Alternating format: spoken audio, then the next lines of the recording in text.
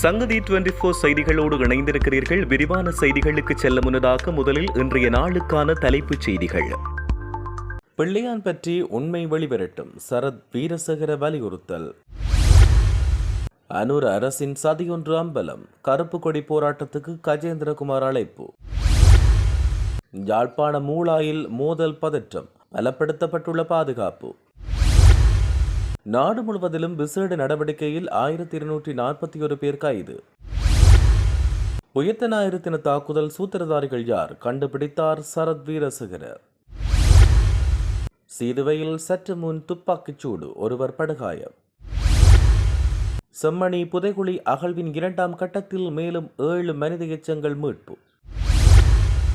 இரவு நேரம் தூங்கிக் கொண்டிருந்த 13 வயது சிறுமி மீது பாலியல் வன்புணர்வு. 30 நிமிடங்கள் நீடிக்கப்பட்டது பாடசாலை நேரம், வெளியானது காரணம்.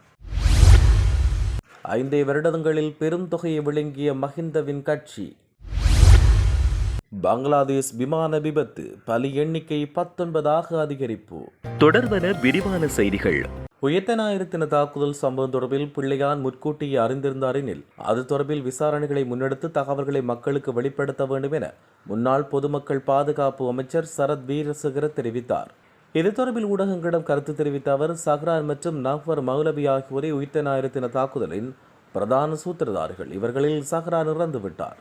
FBI, இன்டர்போல் ஆகியவற்றுக்கு கூட கண்டுபிடிக்க முடியாமல் போன பிரதான சூத்திரதாரி ஒருவர் இருந்தால் அவர் பற்றி தகவல் வெளியிடாமல் இருப்பது ஏன்? இது பாதிக்கப்பட்ட கத்தோலிக்க மக்களை அவமதிக்கும் செயற்பாடு. உயிர்த்த ஞாயிறு தின தாக்குதலின் போது ஷானி அபிஷேகர சேவையில் இருந்தார். தற்பொழுது அவருக்கு மீண்டும் பதவி வழங்கப்பட்டுள்ளது. எனவே எப்படியான பிரதான சூத்திரதாரியை கண்டுபிடிக்கப் போகிறார்கள் என்று பொறுத்திருந்து பார்ப்போம். அவ்வாறு பிரதான சூத்திரதாரியை கண்டுபிடிக்க முடியாமல் போனால் தம்மால் போலியான கருத்து முன்வைக்கப்பட்டது என்பதை மக்கள் முன்னிலையில் அரசாங்கம் தெரிவிக்க வேண்டும். அதேவேளை உயிர்த்த ஞாயிறு தாக்குதல் சம்பவத்துடன் பிள்ளையானுக்கு தொடர்பு இல்லை என்று கூறப்படுகிறது. சிலவர்களை அவருக்கு தெரிந்திருந்தால் அது பற்றி விசாரணை செய்யலாம். முழு அதிகாரமும் தற்போது அரசாங்கத்துக்கு உள்ளதாக அவர் குறிப்பிட்டார். யாழில் பாரிய போராட்டம் ஒன்றை முன்னெடுக்க உள்ளதாக தமிழ் தேசிய மக்கள் முன்னணியின் செயலாளர் கஜேந்திரன் அழைப்பு விடுத்துள்ளார். இந்த விடயத்தை கொக்குவேலில் உள்ள அவருடைய அலுவலகத்தில் ஊடக சந்திப்பொன்றை நடத்தி அவர் தெரிவித்தார். எதிர்வரும் 23ஆம் தேதி ஜூலை 23 என்பது தமிழ் மக்களுக்கு கரை படிந்த நாளாகும். இந்த நாளின் மகிமையை முறியடிக்க அல்லது வரலாற்றை மழுங்கடிக்க அனூர் அரசு சதி திட்டம் ஒன்றை மிகச் சாதுரியமாக நகர்த்துகிறது. இந்நிலையில் அனூர் அரசின் எடுபிடிகளின் முயற்சிக்கு நமது மக்கள் உடன் போகக்கூடாது. அன்றைய நாளை கரைபடிந்த நாளாக நாம் அனைவரும் கருப்பு கொடி கட்டி துக்கத்தையும் எதிர்ப்பையும் வெளிப்படுத்துவோம் என அவர் இதன் பொழுது குறிப்பிட்டிருந்தார். யாழ்ப்பாண மூளாய் பகுதியில் காவல்துறை பாதுகாப்பு பலப்படுத்தப்பட்டுள்ளது. வட்டுக்கோட்டை காவல்துறை பிரிவுக்குட்பட்ட மூளாய் பகுதியில் நேற்று 2 குழுவுக்கிடையில் மோதல் இடம்பெற்றது. அதைத் தொடர்ந்து அங்கு ஏற்பட்ட பதற்ற நிலையை காவல்துறை கட்டுப்பாட்டுக்குள் கொண்டு வந்தனர். இதையடுத்து காவல்துறையினர் பாதுகாப்பு தற்போது நடைமுறைப்படுத்தப்பட்டுள்ளது. கடந்த சில தினங்களுக்கு முன்னர் இடம்பெற்ற 2 தனிநபர்களுக்கு இடையிலான பிரச்சினை நேற்று 2 குழுக்கிடையிலான பிரச்சனையாக மாறியுள்ளது. இதைத் தொடர்ந்து தோன்றிய வன்முறையில் ஒரு மோட்டார் சைக்கிள் தீக்கிரையாக்கப்பட்டதோடு ஒரு மோட்டார் சைக்கிள் சேதப்படுத்தப்பட்டதோடு சிலர் காயம் அடைந்தனர். இதன் பொழுது காவல்துறையினர் துப்பாக்கி பிரயோகம் மேற்கொண்ட நிலையில் அங்கு நேற்றில் இருந்து பாதுகாப்பு பலப்படுத்தப்பட்டுள்ளதாக அங்கிருந்து கிடைக்கும் தகவல்கள் தெரிவிக்கின்றன.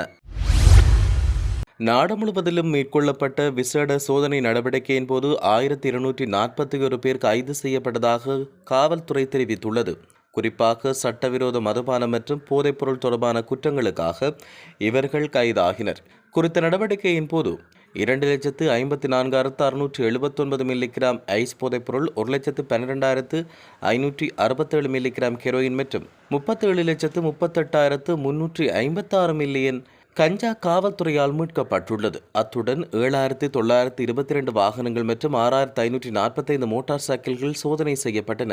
இதன்பொழுது வெளிநாட்டில் தயாரிக்கப்பட்ட 5 துப்பாக்கிகள் பறிமுதல் செய்யப்பட்டுள்ளன. இதனுடன் நேரடியாக குற்றங்களில் ஈடுபட்ட 18 நபர்களும் பல்வேறு குற்றங்களுக்காக 321 பிடியாணைகள் பிறப்பிக்கப்பட்டவர்களும் கைது செய்யப்பட்டனர். 2025 ஏப்ரல் 13 முதல் நாடு முழுவதும் இந்த விசேட சோதனை நடவடிக்கைகள் ஆரம்பிக்கப்பட்டிருந்தமை குறிப்பிடத்தக்கது. உயிர்த்த ஞாயிறு தாக்குதலின் பிரதான சந்தேக நபர் சஹ்ரான் மற்றும் நஃபர் மௌலவி ஆகியோரே பிரதான சூத்திரதாரிகள். எனவே உயிர்த்த ஞாயிறு தாக்குதலின் போது சானி அபேசகர சேவையில் இருக்கிறார். தற்போது அவருக்கு மீண்டும் பதவி வழங்கப்பட்டுள்ளது. எனவே உயிர்த்த ஞாயிறு தாக்குதல் சம்பவத்தோடு பிள்ளையானுக்கு தொடர்பு இல்லை என்று தெரிவிக்கப்படுகிறது. இருந்தாலும் அவரை அரசாங்கம் விசாரணை செய்து கொள்ள முடியும். அவ்வளவு அதிகாரமும் அரசாங்கத்துக்கு இருப்பதாக தற்போது தகவல்கள் வெளியாகியுள்ளன. சீருவை அருகே நடைபெற்ற துப்பாக்கி பிரயோகத்தில் ஒருவர் காயமடைந்துள்ளார். குறித்த சம்பவம் நேற்று மாலை இடம்பெற்றதாக தெரிய வந்துள்ளது. சீருவை பிரதேசத்தில் உள்ள ராஜபக்ஷபுர என்ற இடத்தில் இந்த சம்பவம் இடம்பெற்றுள்ளது. சம்பவத்தின் பொழுது சொய்சா என்ற நபர் துப்பாக்கிச் சூட்டுக்கு இலக்காகி காயமற்ற நிலையில் மருத்துவமனையில் அனுமதிக்கப்பட்டுள்ளார். சம்பவம் தொடர்பாக சீருவை காவல்துறையினர் மேலதிக விசாரணைகளை மேற்கொண்டு வருவதாக தெரிவிக்கப்பட்டுள்ளது. செம்மணி புதைக்குழி அகழ்வின் கட்டம் 2 16வது நாள் அகழ்வு நேற்று இடம்பெற்றது. அதன்படி மேலும் 7 மனித எச்சங்கள் அடையாளம் காணப்பட்டுள்ளன. இதுவரை செம்மணி மனித புதைக்குழி அகழ்வில் 65 மனித எலும்புக்கூடுகள் முழுமையாக அகழ்ந்தெடுக்கப்பட்டுள்ளதாக அறிவிக்கப்பட்டுள்ளது. தெய்யமலை பகுதியில் உள்ள ஒரு வீட்டுக்கு இரவு நேரம் ரகசியமாக நுழைந்து வீட்டில் தூங்கிக் கொண்டிருந்த 13 வயது சிறுமியை துஷ்பிரயோகம் செய்ய முயன்றதாக காவல்துறை கான்ஸ்டபிள் ஒருவரை தெஹிவளி காவல்துறையினர் கைது செய்துள்ளனர். கைது செய்யப்பட்டுள்ள நபர் மேற்கு மாகாண போக்குவரத்து பிரிவில் பணியாற்றி வந்த ஒரு காவல்துறை கான்ஸ்டபிள் ஆவார். அவர் சிறப்பு பணியில் தெஹிவளை காவல் நிலையத்தில் பணியாற்றினார். சந்தேக நபர் நேற்று அதிகாலை முன்கதவு வழியாக மேற்கண்ட வீட்டுக்குள் நுழைந்து தூங்கிக் கொண்டிருந்த சிறுமியை துஷ்பிரயோகம் செய்ய முயன்றார். சிறுமியின் அலறல் சத்தம் கேட்டு குடியிருப்பாளர்கள் விழித்தெழுந்து சந்தேக நபரை பிடித்து அவரை அடித்து காவல்துறைக்கு தகவல் வழங்கினர். தெஹிவளை காவல்துறையின் நடமாடும் சுற்றுப்பயணத்தில் இருந்த காவல்துறை அதிகாரிகள் குழு வீட்டுக்கு சென்று ஆய்வு செய்து சந்தேக நபர் ஒரு காவல்துறை கான்ஸ்டபிள் என்பதை அடையாளம் கண்டுகொண்டனர். சந்தேக நபர் சம்பவ இடத்தில் கைது செய்யப்பட்டுள்ளதாக காவல்துறையினர் தெரிவித்துள்ளனர். இல்லத்தரசிகளின் தாக்குதலில் காயமுற்ற கான்ஸ்டபிள் களுபோவில மருத்துவமனையில் அனுமதிக்கப்பட்டுள்ளார். மேலும் சம்பவம் தொடர்பில் தெஹிவளை காவல்துறையினர் மேலதிக விசாரணைகளை மேற்கொண்டு வருவதாக தெரிவிக்கப்பட்டுள்ளது. பாடசாலை நேரம் 30 நிமிடங்கள் அதிகரிக்கப்பட்டமைக்கான காரணத்தை பிரதமரும் கல்வி அமைச்சருமான கரணி அமரசூரிய வெளியிட்டுள்ளார். ஊடகவியலாளர் ஒருவரின் கேள்விக்கு பதிலளித்த போதே அவர் இவ்வாறு தெரிவித்தார். அதன்போது அவர் மேலும் தெரிவிக்கையில், ஒரு பாட நேரம் தற்போது 45 நிமிடமாக நீடிக்கப்பட்டுள்ளது. இது ஆசிரியர்கள் பாடங்களை விரைவில் முடிக்க வேண்டிய நிலையை தவிர்த்து மாணவர்கள் ஈடுபடும் செயற்பாடுகளுக்காக கூடுதல் நேரம் வழங்கும் நோக்கில் செய்யப்பட்டுள்ளது. குழுக்களில் ஆராய்ச்சி, விளக்க காணொளிகள், விளக்கப்படங்கள் போன்ற நடைமுறை செயற்பாடுகள் தற்பொழுது பாடத்திட்டத்தில் அதிகமாக இடம்பெற்றுள்ளன.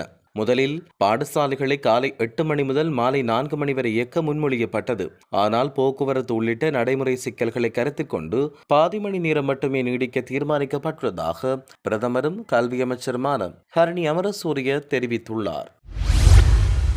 மத்தள ராஜபக்ஷ சர்வதேச விமான நிலையம் கடந்த 5 ஆண்டுகளில் தோராயமாக 38 பில்லியன் நஷ்டத்தை சந்தித்துள்ளதாக அரசாங்க வட்டாரங்கள் தகவல் தெரிவிக்கின்றன. மத்தள விமான நிலையம் சுமார் 36 பில்லியன் செலவில் கட்டப்பட்டது. இந்த விடயம் குறித்து கருத்து வெளியிட்ட துறைமுகங்கள், கப்பல் போக்குவரத்து மற்றும் விமான சேவைகள் அமைச்சர் பிமல் ரத்நாயக்க, மத்தள ராஜபக்ஷ சர்வதேச விமான நிலையத்தை விமான பழுதுபார்க்கும் மையமாக மாற்ற அரசாங்கம் எதிர்பார்ப்பதாக தெரிவித்தார். பொருத்தமான வெளிநாட்டு கூட்டாளியுடன் இணைந்து மத்தள விமான நிலையத்தை லாபகரமான நிறுவனமாக மாற்ற அரசாங்கம் எதிர்பார்ப்பதாக அவர் சுட்டிக்காட்டினார். அதன்படி மத்தள ராஜபக்ஷ சர்வதேச விமான நிலையத்தை நிர்வகிப்பதிலும் விமான நிலையத்தில் நேரடி மற்றும் மறைமுக விமான போக்குவரத்து தொடர்பான வணிகங்களை நிறுவுவதிலும் ஆர்வமுள்ள முதலீட்டாளர்களிடமிருந்து புதிய ஆர்வ வெளிப்பாடுகளை அரசாங்கம் வரவேற்க உள்ளதாக அறிவிக்கப்பட்டுள்ளது. பங்களாதேஷில் பாடசாலை கட்டடம் ஒன்றின் மீது அந்நாட்டு அரசுக்கு சொந்தமான போர் விமானம் விழுந்து நொறுங்கியதில் 19 பேர் உயிரிழந்ததாக சர்வதேச ஊடகங்கள் செய்தி வெளியிட்டுள்ளன. இந்த விபத்தில் 100க்கும் மேற்பட்டோர் காயமடைந்துள்ளனர். சம்பவத்தை அடுத்து இன்றைய தினம் ஒருநாள் துக்க தினம் அனுஷ்டிக்கப்படும் என அந்நாட்டு ஊடகங்கள் தெரிவிக்கின்றன. பங்களாதேஷில் அந்நாட்டு விமானப்படைக்கு சொந்தமான விமானம் ஒன்று விபத்துக்குள்ளானதாக சர்வதேச ஊடகங்கள் செய்தி வெளியிட்டன.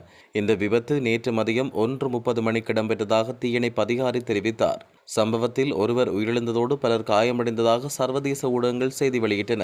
காயமடைந்தவர்கள் சிகிச்சைக்காக மருத்துவமனையில் அனுமதிக்கப்பட்டுள்ளதாக தெரிவிக்கப்பட்டது. விபத்து நடந்த நேரத்தில் மைல்ஸ்டோன் கல்லூரி வளாகத்தில் பல மாணவர்கள் இருந்ததாகவும் கூறப்பட்டுள்ளது. இத்துடன் செய்திகள் யாவும் நிறைவு பெறுகின்றன. மேலதிக செய்திகளுக்காக சங்கதி 24.com உடன் இணைந்திருங்கள். வணக்கம்.